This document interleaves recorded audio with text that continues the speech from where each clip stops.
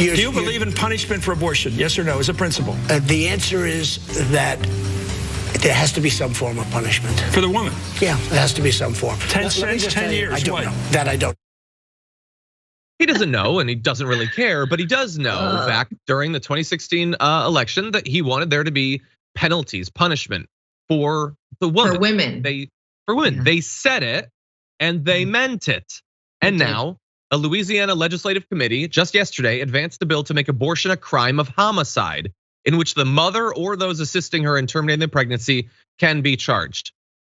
And I think that's a pretty simple sentence, but in case it's not clear, the woman would be charged with homicide for having an abortion and plausibly could go to jail for the rest of her life. Maybe could be executed by the state, because the same people that want to outlaw this think that the state should be able to decide who lives and who dies once you're in prison. So either lock up or kill the mom for having an abortion. So it took a little while, took a few years, but Trump is gonna get what he wants if this goes through. By the way, earlier this week, we were talking about the NRSC. So this is the Senate group for the Republicans. They had some talking points about how to manage this difficult conversation around what the SCOTUS is doing.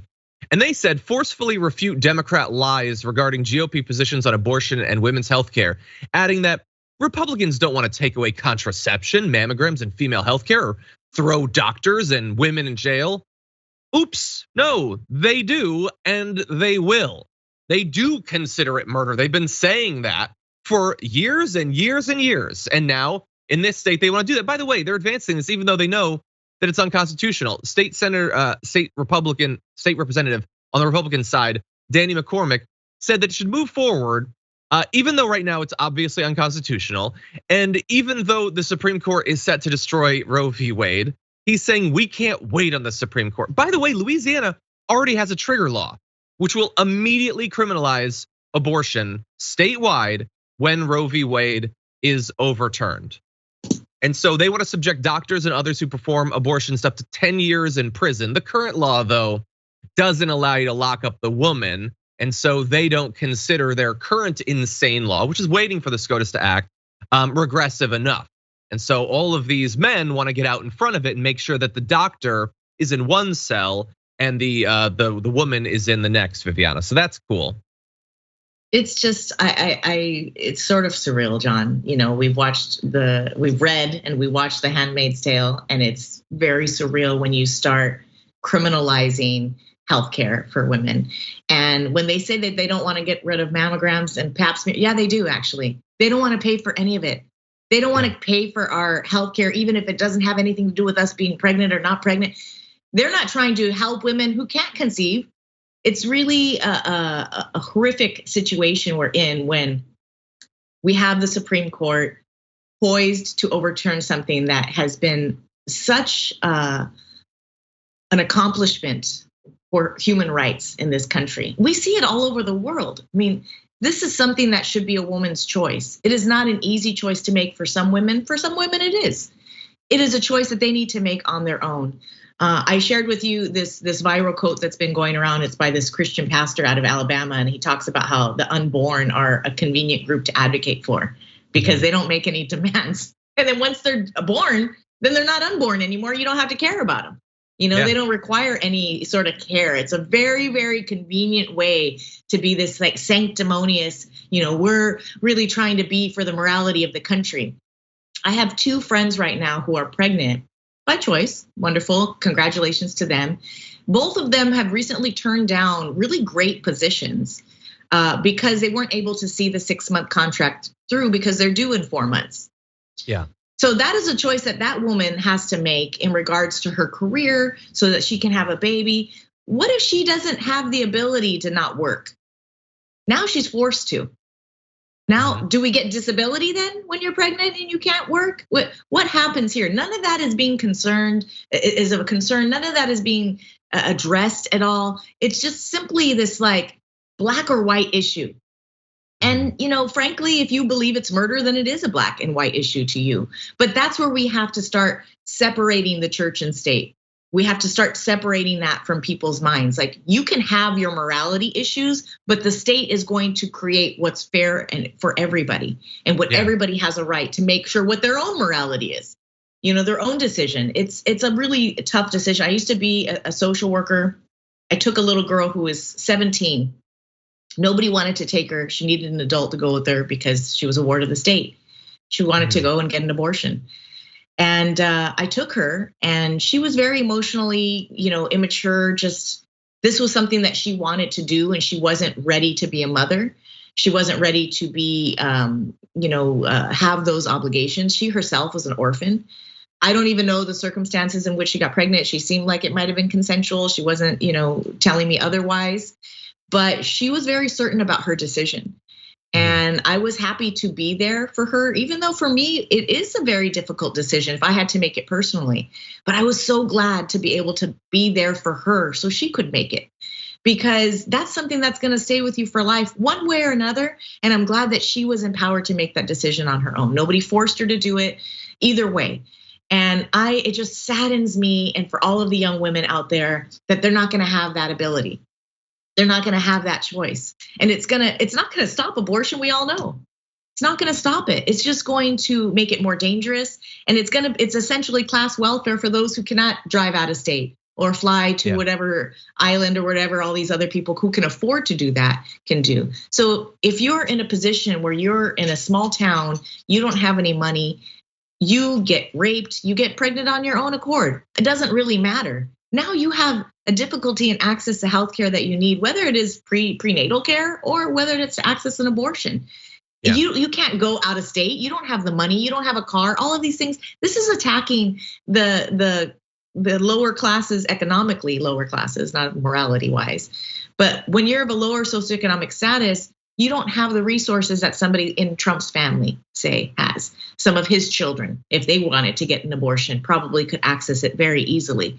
Yeah, no like Republican congressman is gonna like have a talk where like his mistress or whatever wants to have an abortion. He's like, well, no, I'm sorry, it's illegal. You have to go through. No, it's ridiculous. Obviously, it's sad. Yeah, it's obviously unequal racial lines, class lines, as we're gonna get into briefly. Yeah, and as you pointed out, so they'll force you to bear the child. And obviously there's massive costs associated with that. It might be more difficult to hold or keep certain positions. So, well, obviously then the government has a responsibility, since they decided for you that you had to have the child. They're clearly gonna help, right?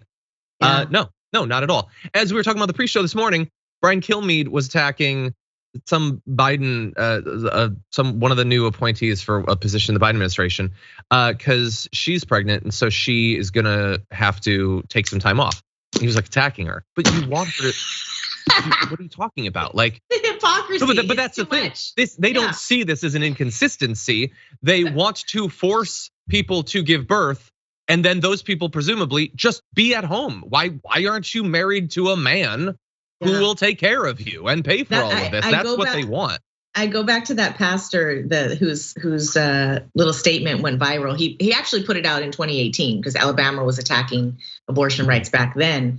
But he talks about how the unborn are not they're morally uncomplicated, unlike the incarcerated, the addicted, or the chronically poor. They don't resent your condensation or complain that you're not politically correct, unlike widows. They don't ask you to question the patriarchy, unlike orphans. They don't need money, education, or childcare, unlike undocumented people, which I think we're gonna touch on later on in the show. But it's a really convenient group to advocate for, because you can choose when and where you want to advocate for them. Once they're born, you're done.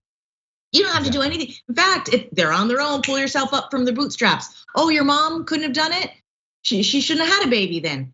But this is a slippery slope. Once you start restricting my access, any woman's access, or any person, but really it's women who are being attacked now. Once you restrict my access to healthcare, then it's a slip. What else are you going to restrict? Are you going to prevent me from birth control? Yeah. They would very much like to stop you from having birth control. Yes. Yeah, if the birth rates go down, well, maybe we want to encourage pregnancy. What happens to women who conceive out of wedlock? Are they going to be targeted? I mean, what if you have a child under 18? What happens to you then? Are you going to get charges of homicide if you want to have an abortion at 16 years old. You're raped. I don't even like to bring in these like extreme cases of rape and incest. I don't even want to talk about any of that because it's really irrelevant. This needs to be an issue for a person to decide on their own. I don't give a crap about what all the other circumstances are. And it's a really very, very touchy issue for a lot of people. And I really sympathize for those that are feeling this like moral thing for like unborn babies, and I get it, but I really challenge you to feel that same passion for born babies. That's what I really, which include young women who are 13, 14, 15, 17 years old, who need your help to be able to access the healthcare that they need. That may not ever include an abortion. But once you start restricting and governing people's bodies, it's just mind blowing that we're even here. And I know that we saw this happening with the change in the Supreme Court, but I don't really know that there's anything we can do, not with these sort of like, I don't know, impotent Democrats at the helm right now. They're not. I mean, no pun intended. Well, there are things. There are things that we've been talking about throughout the week that are not. They're not perfect solutions to this, but obviously, states that have people that are not, absolute lizard cavemen, should be trying to expand access and, help people come in from other states when they need these services. That's what we're basically looking for, is things to patch some of the cracks and the damage that's being done, because we unfortunately don't have responsible politicians who will actually fight back against this, despite the fact that people don't want this to happen. People don't want it. And they do not. You voted for if you asked everyone to vote right now, people would say they would still want to complete. No, the polls are completely clear. They're indisputable. But really fast there would be. This is my advice, I guess, to the pro-lifers who so rarely care about life in so many different areas. In terms of moral consistency and also persuasive power, you dumb donkeys, why don't you at least pretend to care after the child is born? Like, that would be morally consistent to actually, well, okay, then let's provide funding for when people are pregnant so that they can be safe and everything, so we don't have such a high rate of death at childbirth, which is ridiculous, and it's a worldwide outrage that it's as high as it is.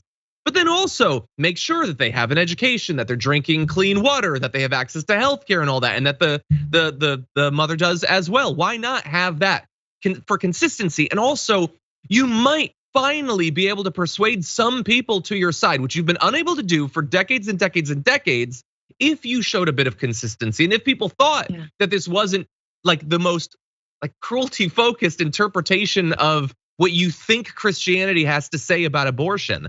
But they don't do that. They don't learn. Decades and decades, they think that just like showing you photos of fetuses or whatever is gonna persuade people. And what do you know? It hasn't. That's why they're still losing in terms of public opinion on this issue. Yeah, who's gonna pay for these? Who's gonna pay for these live births? Who's gonna pay for these deliveries? Then you're gonna chastise the women for being on Medi-Cal and being on this, and this is an ongoing problem. It's really short-sighted. It's really an ugly, ugly attempt to really silence women and to control women's bodies. That's really the only thing that I can see as their point. For more political news breakdowns, interviews, stories of activism, and me trying my hardest to care about the occasional big celebrity news story, subscribe to our YouTube channel at youtube.com/thedamagereport. And you can ring the bell wherever it is so you don't miss anything.